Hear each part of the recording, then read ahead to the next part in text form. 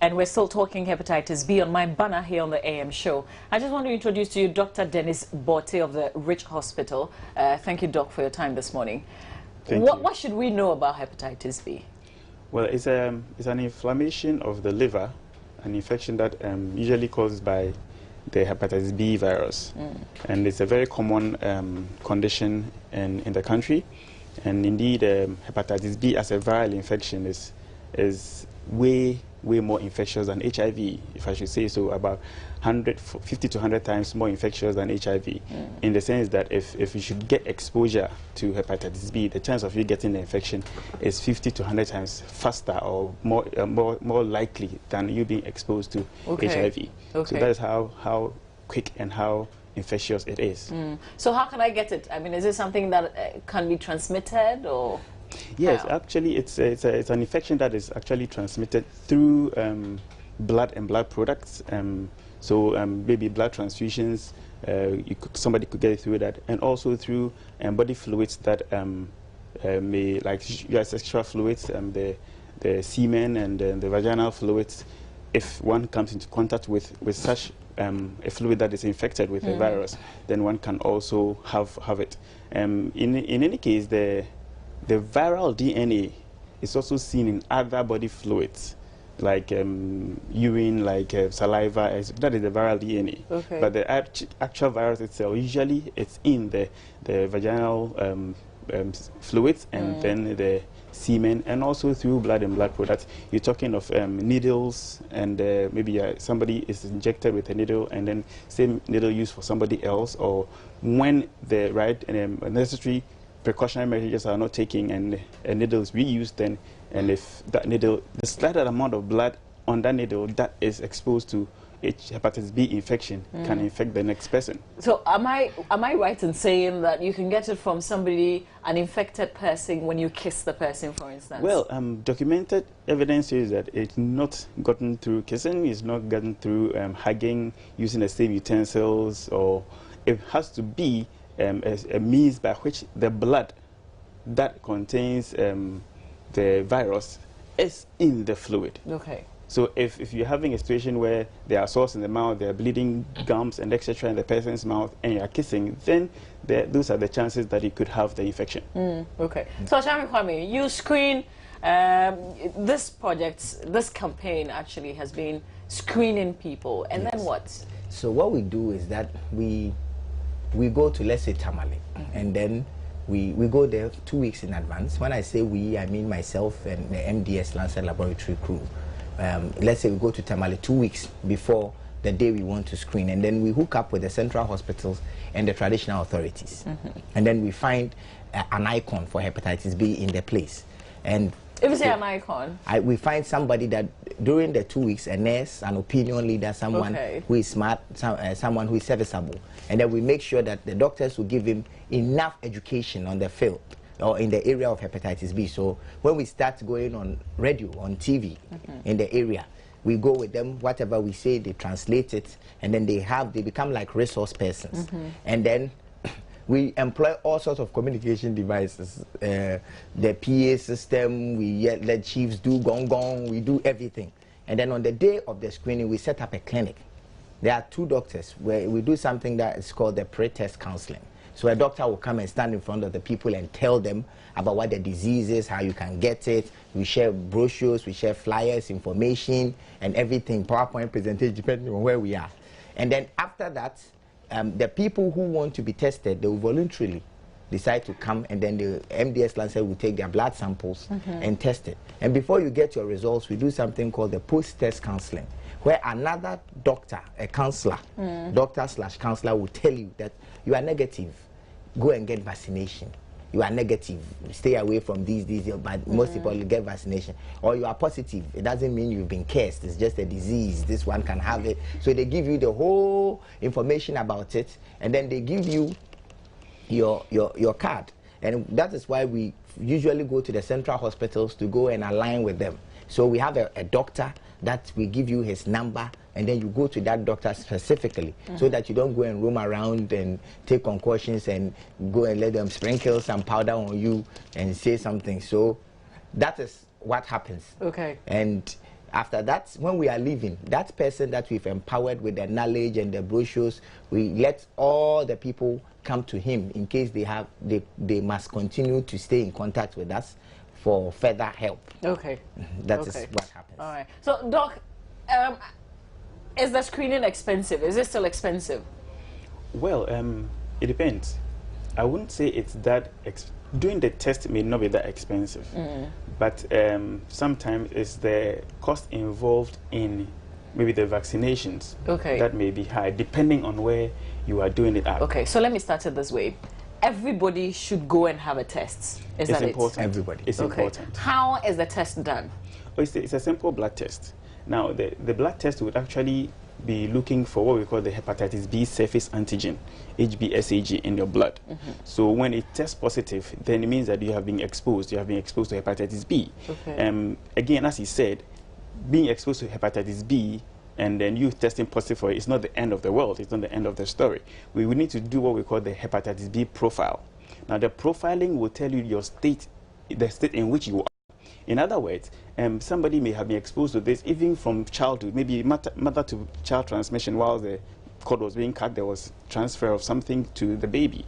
So you must have had this infection from childhood. Your body's immune system would have been able to contain it all these years. So that's why it's talked about post-counseling. That we counsel you looking at your hepatitis B profile, that you have the surface antigen is positive, yet the envelope antigen may be negative. So if the envelope antigen, for example, is negative, it means that you are not very infectious. You cannot infect your partner that easily, or you don't have actively replicating viruses. The viruses are there, you quite well shelved. Your body has been able to manage it quite well. It's not replicating actively. So then we give you some reassurance. Yet it doesn't mean that you shouldn't take the vaccine. We still sometimes give you the vaccination. Most people, in any case, become chronic carriers of the hepatitis B virus. So somebody gets exposed, he may have an acute hepatitis B infection. Okay, and then the body is able to fight. So usually they may have the same normal feverishness, body pains, and yellow eyes. I don't feel like eating. I've lost appetite. Just like you may say you have malaria. The same. Or you're pregnant, for that matter.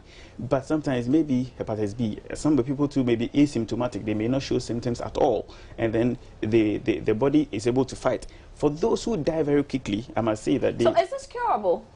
Well, the cure for hepatitis B, I would say it is not curable. It's a viral infection that usually we treat you, give you management, treatment for it to reduce the viral load consistently and so that you can live your normal life. Okay, so let me go back a bit. If you test negative, you have to get a vaccination. Yeah, supposing you tested negative for hepatitis B, the surface antigen, the quickest thing to do is to get a vaccination. And that will take you for how long?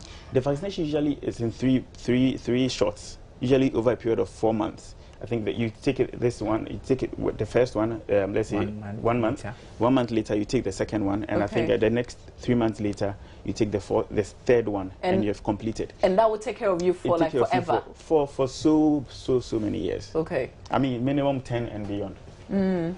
So, why is this not, like a common thing that you want to do when you get to the hospital? Well, it's I think it's because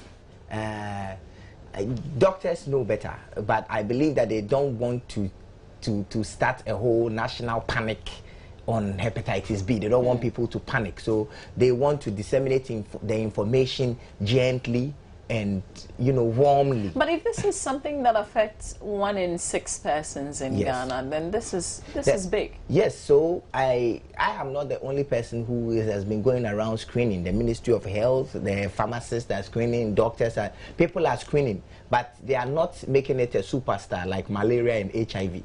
Obviously, maybe because it doesn't have a big national kick. When NGOs they stay away from hepatitis B because you cannot get funding for it. That is one issue. And I think the one most important issue is that the Ghana Health Services believes that though it is dangerous, they must not start a national panic. But we believe that since we've been screening and we've been shouting everybody is shouting about it. Still, the prevalence rate is 1 out of 6. It is time for us to go into giving free vaccination. Okay, so that's the next phase of your campaign. Yes, that's the next phase of it. And the vaccines are really expensive, as he said. I think one shot at a very, very good moderate hospital will cost you like 35 cedis, right? Yeah. Okay. So times 3 is 100 cedis, and for this year we want to do it for 1,000 people. So that is 100,000 cedis minus the administration and the renting of tent and decor. And I'll come to how. Did you say Solly? Oh, you still have to. I mean, don't people cover it for free? People cover it for free. You call journalists. I mean, because the screening and the vaccination is ceremonial. What we really want to do is what we are doing now. We are talking to 20 million Ghanaians. So we screen, we vaccinate for 300, 500 people. That is not enough. But we need journalists to take the information, put it on TV, in social media, radio, everywhere, so that people will know. And once they know, they do, and all of us can steer clear of it. Yeah, okay. All right, so how quickly does it kill someone? Yeah, what you are scaring people. No, sometimes you have to get them to understand that it is serious. So if you have it, you don't do anything about it, or say you don't even screen, so you don't even know that you have it. Let me tell you this: if we take a whole population, and let's say that people are exposed to the infection, about 90 to 99% of them are likely to clear the virus, just like a flu. You can clear the virus if your body's immune system is working well. Okay. But so out of a whole population, about 1 to 10% are going to become what we call the chronic carriers. And out of the chronic, or those who actually don't clear the virus, a few of them may develop what we call acute fulminant hepatitis. That's what kills very quickly. As for that one, then you go with all the fever, the yellow eyes, the jaundice, and that one, you have to be managed in a hospital. Otherwise, you would die very quickly. Otherwise, for those who become chronic or convalescent carriers or asymptomatic carriers, they virtually live a normal life, but they may be very infective, giving it to other people. What we are worried about is the fact that with hepatitis B having a high predilection for the liver, it gradually, if it's not the viral load is not brought down, it ends up affecting the liver and may have other liver problems, cirrhosis of the liver later on, or maybe cancer of the liver later on in life. But otherwise, they can live several years and several years. But those are the main complications of having a destruction of your liver eventually. Okay. So, Chami, I wanted to ask how you fund this. Well, from January, what we've been doing is we've been knocking on doors, corporate Ghana. I know how to find corporate Ghana. We've been knocking on doors, banks, ministry, everywhere. And as I said, we need to be able to buy the vaccines for 1,000 people. We need 100,000 cities.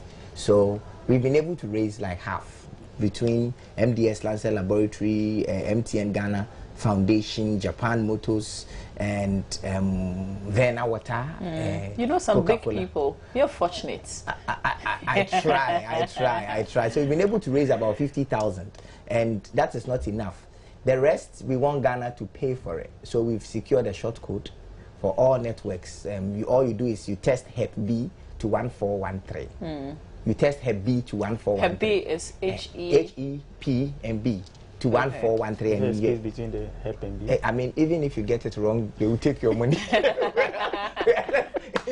So how much would you be contributing if you did 30, that? 30 pesos. 30 pesos. Okay. And I mean, if we can get 100th of Ghana paying 30 pesos, I think we will have the rest of them. Or we also have an MTN mobile money number, which is 0549 931 993. So you can contribute any amount you want. Okay. Or you can go to any GT bank in Ghana and then donate anything to Ochambe Kwabe Foundation. And you promise us it would strictly go into this campaign? Definitely. I mean, when you don't know me to be a liar or a thief. Plus, if I want to raise money for my family, I will organize an event. Of course. This one is for God and country. So we need you must support. We need to make sure that at least because treatment for hepatitis B is expensive. I think it is going to expensive. The treatment. And for those who are eager to get a cure for it, you see, we have a lot of antiviral agents that are very expensive, but there's something called the interferons.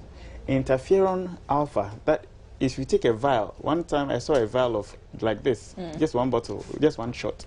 So I asked the person, where did you get it from? I said, oh, from Australia. How much is it? At the time, 25 million. That is 2,500 cedi for interferons. And even this, you have the chances of you getting the cure from it is just about 70 out of, it's not 100% chance that you are definitely going to get a cure. And that's how expensive, really one vial of interferons are. So for me, the treatment is not there, because how many Ghanaians can afford that one shot of 20, and so how many shots are you taking? Okay, so how can you prevent yourself from getting it in the first place? Yes, the prevention has to do with both the health workers and the laboratory staff. Like blood that is donated, usually screened. That's how come we can say that out of 100 bags of pints of blood that was donated, maybe about 6 of them were infected with hepatitis Z or hepatitis C. So those ones are discarded. So it starts from there, making sure that the blood products we have are screened and those infected are excluded. Again, the use of needles, also precautions are taken. And then you, the person yourself, we're seeing that it's gotten through sexual contact with an infected person. So you are talking about using the necessary barriers in terms of sexual contact, especially when you are not married. Yeah, exactly. And when you're married, I think it would be best for the two of you to go and test. And test and get vaccinated. So the same things that you do with HIV, you reduce your partners, you have protected sex, you know, and then you make sure that you are not running around spreading, and you know your status. You reduce your partners, and then you do not have unprotected sex. Okay. So you work at a Ridge Hospital. Can somebody get a test done at Ridge, for instance? Oh yes. Yeah. I mean, it's a very quick test. I mean, virtually every day you have somebody working in with a positive. So you just go to the lab. Within a few minutes, they are back with the results. And even if you ask for the profile, within a short few minutes, the whole hepatitis B profile is out, so they can educate the person on your present status, whether you are highly infective, whether your viruses are still multiplying, or you are in a state of convalescence, or maybe just a chronic carrier.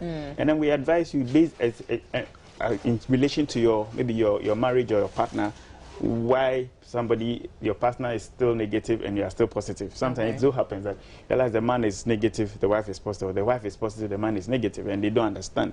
But they're all based on the hepatitis B profile. You may have the hepatitis B positive, but your viruses are not actively multiplying. They are quite well shelved, but then, you know, so you know that sometimes when you're not well, you go to the hospital, the doctors will say do a full blood count. Is this included in that? In the full blood count, it is about numbers. So it tells me maybe your hemoglobin is this level, and then it tells me about your white blood cell count. White blood cells usually are for infection, to tell you whether the person his body is fighting some infection or not. Now, in the white blood cell breakdown, there's what we call the lymphocytes and then the neutrophils. Neutrophils go high when I have bacterial infection. Lymphocytes may go high when there is viral infection. So somebody may have a normal white blood cell count, yet the lymphocyte subset may go high. So that tells that your body is trying to fight a viral infection. So it may be showing in the white blood cell count, but you will not tell me in the white blood cell count it is hepatitis B. I need to do the specific test for hepatitis B to be sure it is hepatitis B virus that has caused your lymphocyte cell count to go high. Okay. All right. I want to say thank you, but Ochami Kwame, you have to hit the short code again. The short code is HEP-B to 1413. Okay. Or MTN mobile money number 0549 931 993. Okay. All right. Thank you so much for your time. You're welcome. And education on hepatitis B. I'll come back quickly with Roland Walker to wrap this up.